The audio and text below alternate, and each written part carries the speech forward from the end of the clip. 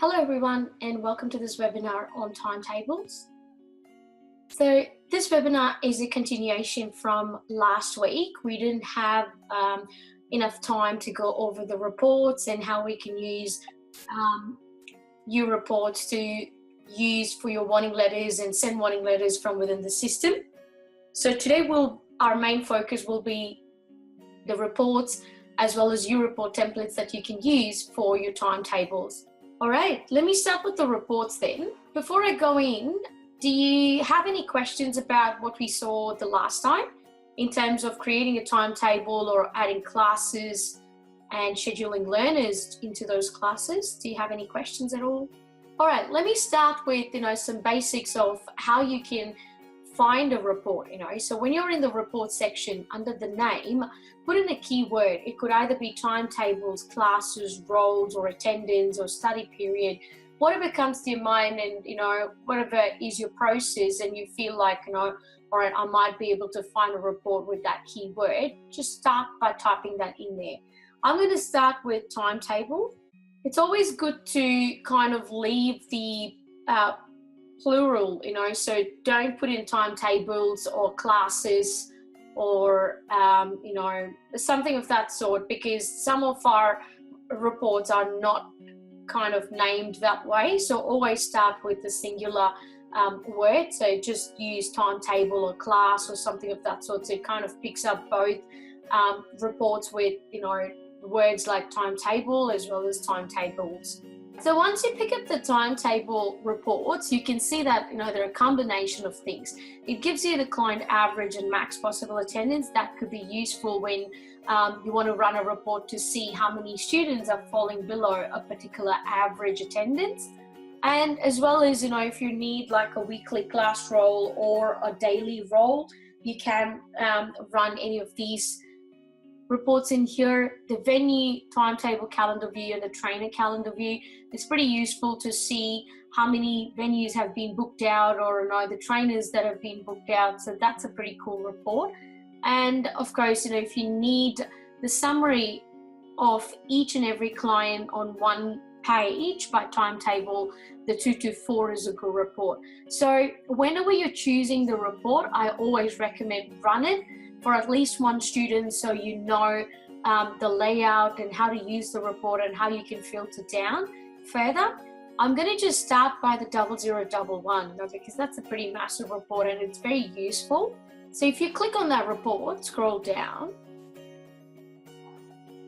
Once you're happy with the report and that's what you need, you can always subscribe to the report, so it can send you an email with the report every week or every month, daily. It's up to you. So you can definitely do all that. But for now, let's just ignore that bit and talk about the filters. Now, under the date filter, you can either run by the class start date, class end date, or the actual students' registration start date and end date, which is their course start and end. So depending on how you want to filter the report, let's say you want to pick up only students who started this year. So I would use the COR start date filter, leave it to this year. Or if you want to put in a customized start and end date, I would go custom and type in the start and end date. All right. Once we have the date filter set, the next bit is your general filter. Under the general filter, there are a number of things that you can filter with. It could be the agents. If you are an international college, you want to send an email to your agents with students who are not attending the classes properly, so you could even run it by an agent, so you can filter down by just one agent. To even look at the performance or the quality of students they're sending you. Or you can run it per client, or you can do it by a course offer code. So it picks up all the students within that course offer code. And if you have multiple course offers in the same timetable or in the same class, then a good way would be to use the timetable code to filter it, right? Because it's a demo system, I'm not going to have too many students. I'm not going to add any more filters. I've already added the date filter, I'm just going to click on generate the report. So what this does is, let me scroll back up. So it gives you the client name, the reference number, the course offer code, and the average and the maximum possible attendance with the agent name. Now, if you run it to an Excel, it can exactly tell you, all right, what is happening within that time period. Now, as you can see in here, it kind of repeats the student multiple times if the student is enrolled into multiple courses. Now, this may not be very common when you run your reports because, obviously the dates are going to be staggered. The student is not going to be in like 5 different courses at the same time. But because it's a demo system, we just keep adding enrollments, with the same dates and with the same time period. That's where is the confusion. But when you run a report and put in a date filter, like pick up only courses that are starting within this time period, it only picks up one enrollment. And if you do it for an entire year, and if you have like 6-month courses, obviously you're going to see 2 different lines of information for each enrollment period. All right, that's the reason you see that duplication there. Now, once you run this report, you exactly know, all right, so the average attendance for that student in that particular course is only 63%. So there's some kind of an issue that's going on there. So you may want to send a warning letter. So now, as soon as you run this report, you know the percentages. What you do is you go into the student's profile, look for the course the student is falling behind. Again, you're going to have just one current course. Go into action and generate a U report. Now, if you're a standard client, you'll have to run the letter and then send a message out to the student as an attachment. But if you're a premium edition client, you can do both things at the same time. You just click on generate U report.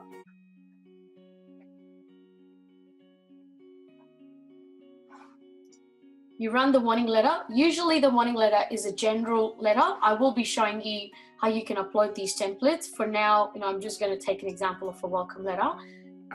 Then you select a message template.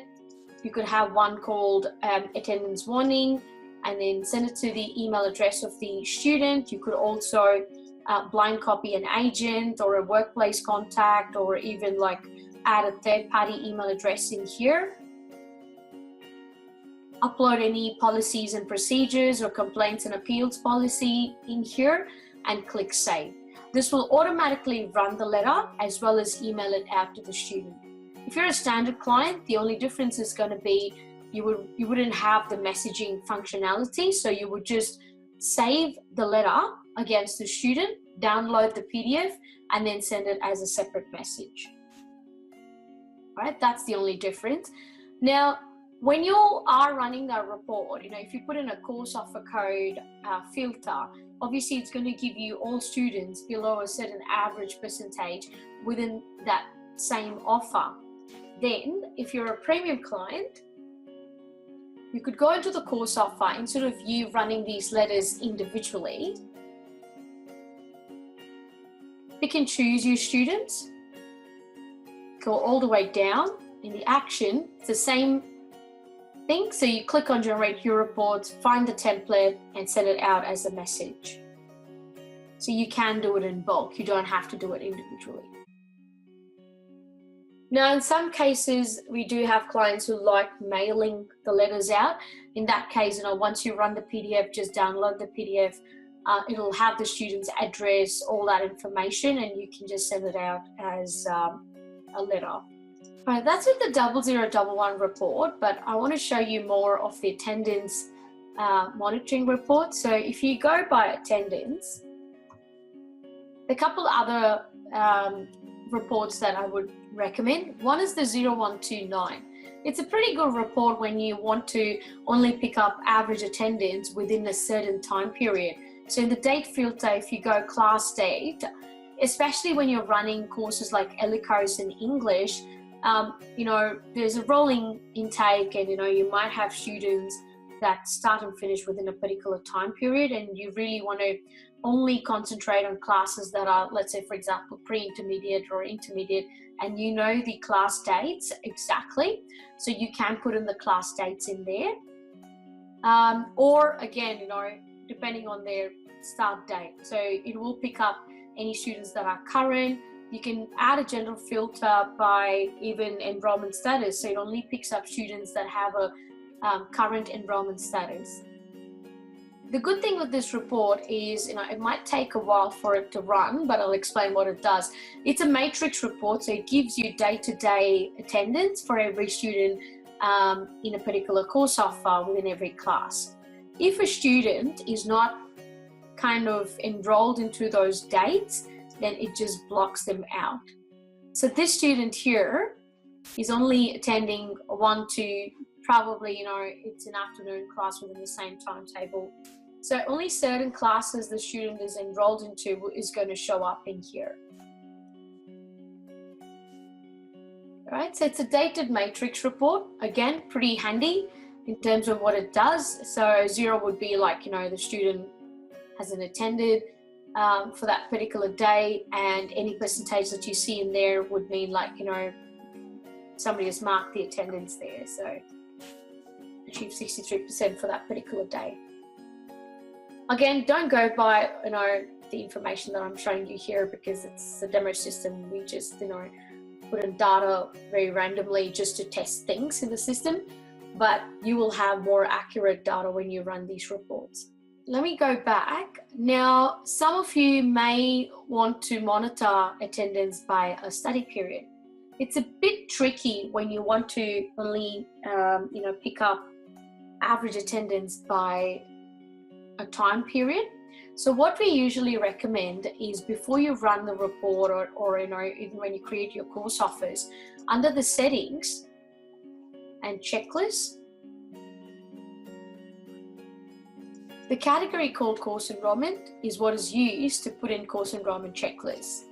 So go into course enrollment and create checklists against the type called study period. So let's say you have 4 study periods within a course. You would be creating those master checklist items with the item type of study period. The checklist item type has to match the word study period. Doesn't matter the description, you can call it whatever you want. You could call it fee periods, or term 1, term 2, term 3, really doesn't matter. But the item type has to be study period. All right, once you've created these checklists, when you create a course offer, again, I'm just going to take a random course offer in here. So for a course offer, go and create them as templates. So every student who enrolls into this particular course offer will inherit those 4 terms. So when you add or remove checklist items, the system allows you to choose those 4 study periods.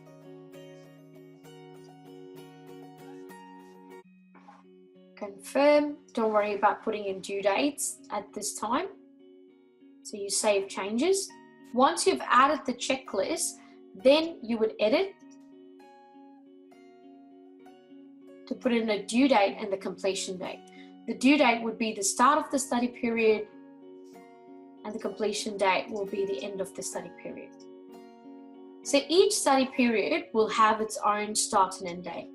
And if you have a rolling intake and you keep adding students into the same course offer, then the best thing you do is don't put in the dates at this point in time. Get your students to inherit those checklists, and then put in the start and end date against the students' checklist. So you'll find it against their course enrollment and enrollment checklist. If you're wanting to implement what I'm showing you now into a course offer that already has enrollments within, then what you have to do is, for the existing enrollments, you have to add those checklists. Anything moving forward, like, if you add a student moving forward, they'll automatically inherit the checklist. But if the students are already in there enrolled, they wouldn't inherit it. So you need to add those 4 checklists that you added against the course offer manually. Again, it can be done in bulk as I'm showing it to you now. go save. That's it. So both the students would have got the checklist. Now if you go into the course enrollment and click on enrollment checklist, you should be able to see those study periods there. Now when you add the students into timetables and when you run the report for the attendance monitoring by study period, it automatically picks up what is their average attendance between 1-6 and 31-8. And the same checklist can be used even for your course progress monitoring.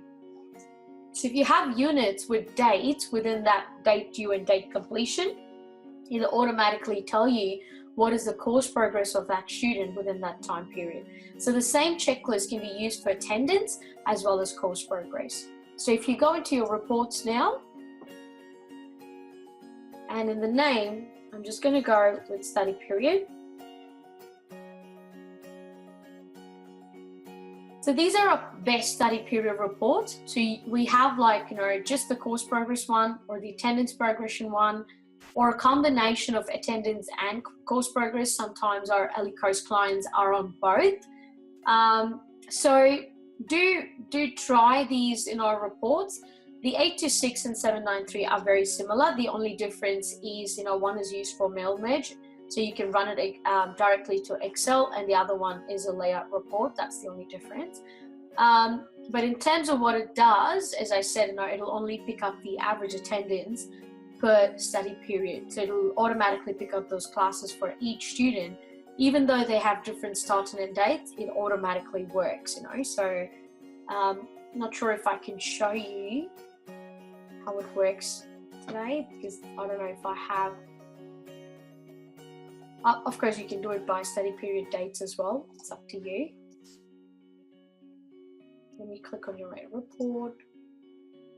It may not be very accurate, but I can at least show you how it looks, All right, so basically it gives you like the study period date in there, start date, end date, the attendance count, non-attended count, percentage, average and the maximum, and probably there's no attendance that's been marked against the student, and the duration completed, and if you have more than 50% units not attended. So it kind of gives you like what's happening even with the units, So if the student hasn't performed well, it kind of gives you that as well. Now, when you start adding warning letter checklists, we have different types of checklists that you can use. If you start putting that in, it also tells you, all right, what was the last warning that was issued, whether it was the most recent, basically, whether it was the warning letter 1, 2, or NAR, the notification of intention to report. So it tells you exactly what you've sent to the student.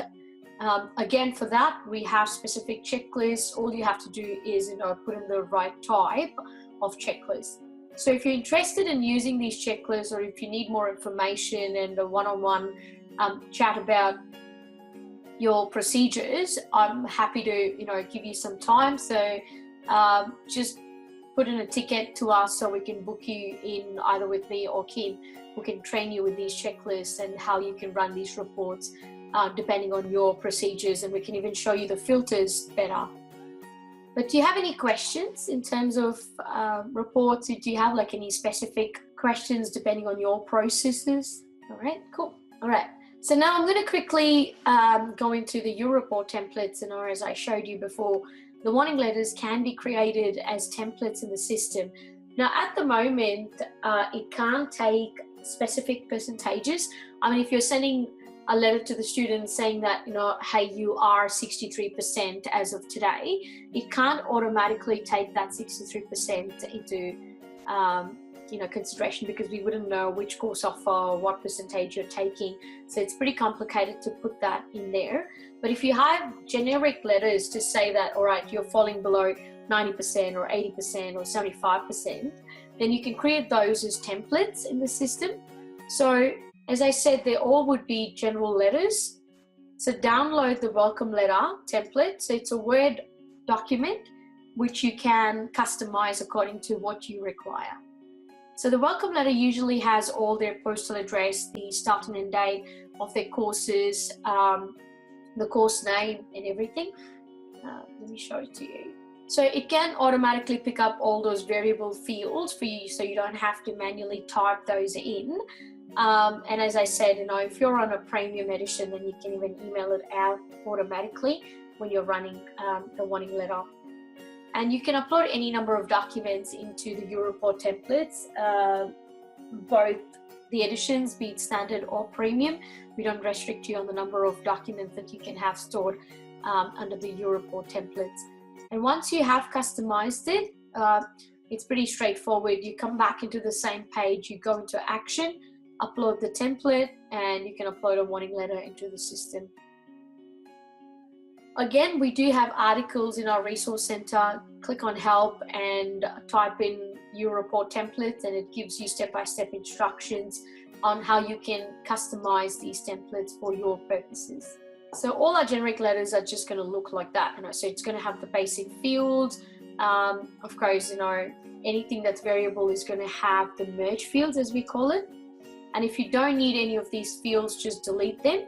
Just be mindful when you're working on these templates not to delete the table start and the table end. But rest of the text that is going to be generic can just be copy pasted from the existing letter that you have. And then save it with your own name and upload it back into the system, and you can generate it as your own Europort template. Great. Any questions?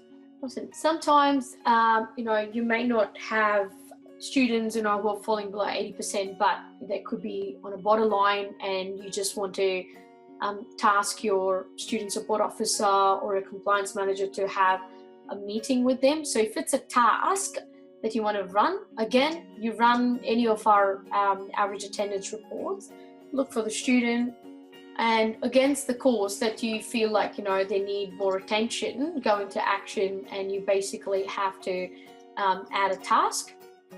And the task is usually, as I said, for an internal staff member. It could be a student support officer or anyone.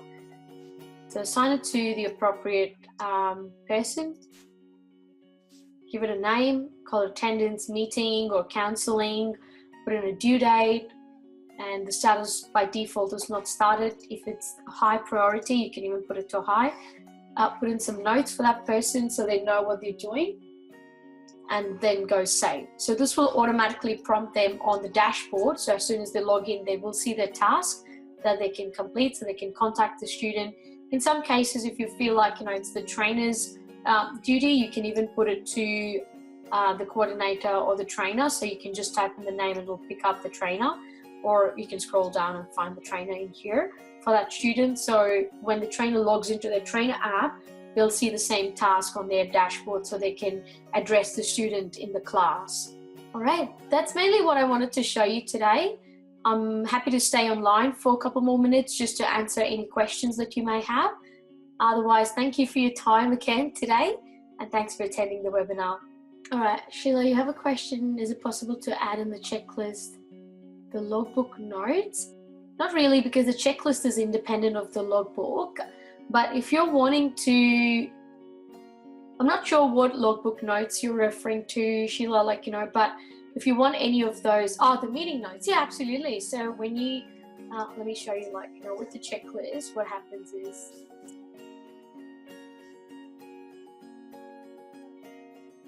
all right, with the checklist, so let's say, for example, doesn't matter, any of these checklists, they work the same way. When you add these checklist items, there's something called the comments. So you can definitely add comments into that bit. So when you edit any of these checklists, you can put in meeting notes in there.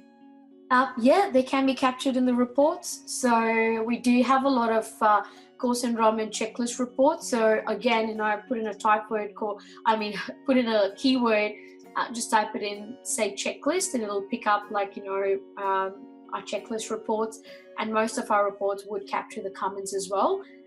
And if you run a report and you feel like it's missing the comments, but it's the most appropriate report for you, just let us know, because adding one or two fields to the report is never difficult for us.